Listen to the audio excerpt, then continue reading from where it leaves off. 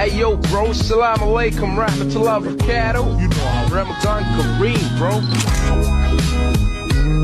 কে বানাইছে এটা? ফাইনালি রোজা এসে পড়ছে, আর রোজার মাস অলওয়েজ হয় আমার জন্য সবচেয়ে বেশি প্রোডাক্টিভ একটা মাস। এন্ড আমিও চাই তোমরা যাতে এই মাসটাকে যতটা পারো ইউটিলাইজ করো, আর তোমরা জাস্ট ওয়েস্ট যাতে না করে দাও, জাস্ট শুয়ে বসে ঘুমায় রিল স্ক্রল করে।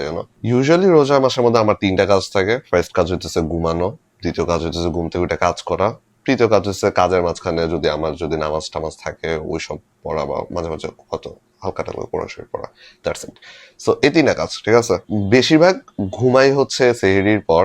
আই নো তোমরা সবাই সেহরির পরে ইউজুয়ালি ঘুমাও, আর যদি আমি আগে সেহরির আগে ঘুমাইতাম, বাট এখন কাজের ঠেলায় আসলে ঘুমানো যায় না। সেহরির পর ঘুমাই হচ্ছে ঘুম থেকে উঠি অনেক দেরিতে, লাইক দুপুর 11টা 12টার দিকে। এন্ড দেন হইতেছে যে দেন কাজ করতে বসি, কাজ করতে থাকি। এখন দুপুরবেলা কন্টেন্ট শুট করতেছি, এটাও একটা পার্ট অফ আ কাজ, রাইট? এন্ড দেন কাজ করতে করতে যখন ইফতারের সময় হয়ে যায়, দেন হইতেছে যে হালকা একটু ব্রেক টেক নেই, ইফতার টিফতার করি। ইফতার টিফতার করার পর দেন হইতেছে হালকা কিছু ব্রেক নেই, নেওয়ার পর তারপর হইতেছে নামাজ টামাজ যা আছে তারপর করে দেন আবার কাজ করতে বসে। এন্ড দেন আবার কাজ করতে করতে সেহরি, এন্ড দেন সেহরির পর দেন ঘুম। এখন আমার শরীর তো দেখতেছে আমার হাত কত চিকন, আর হাত তো চিকন কেন আমার? কারণ আমি অতটা খাইতেই না, লাইক আমি অতটা খাইতে পারি না, ক্ষুধা লাগে না, আর খাইলেও হইতেছে জিনিসটা খুব ইজিলি ডাইজেস্ট হয়ে যায়, লাইক আমার বডি স্ট্রাকচারটা হইতেছে এরকম।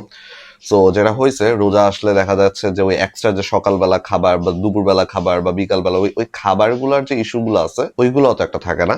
সো দেখা যাচ্ছে যে খাবারের দিকে যে ফোকাসটা আছে ওইটা আমার তো দিতে হয় না, আমি জাস্ট মেনলি আমার কাজের দিকে ফোকাস দিতে পারি। সো দেখা যাচ্ছে যে আমার দিনটা আরো বেশি প্রোডাক্টিভ হয়ে যায়, লকড ইন থাকা যায় আরো বেশি।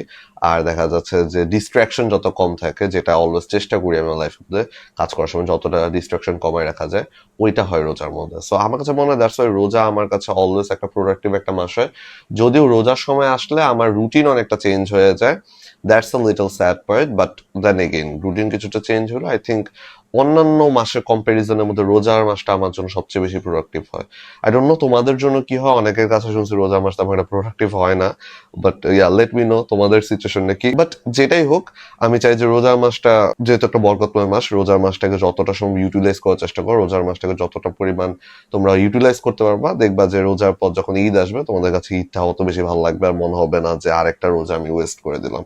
সো ইয়া, ইটস মি আশ সাইনিং আউট। এখন আবার লকড ইন হইতে হবে কাজের মধ্যে। So yeah, tata.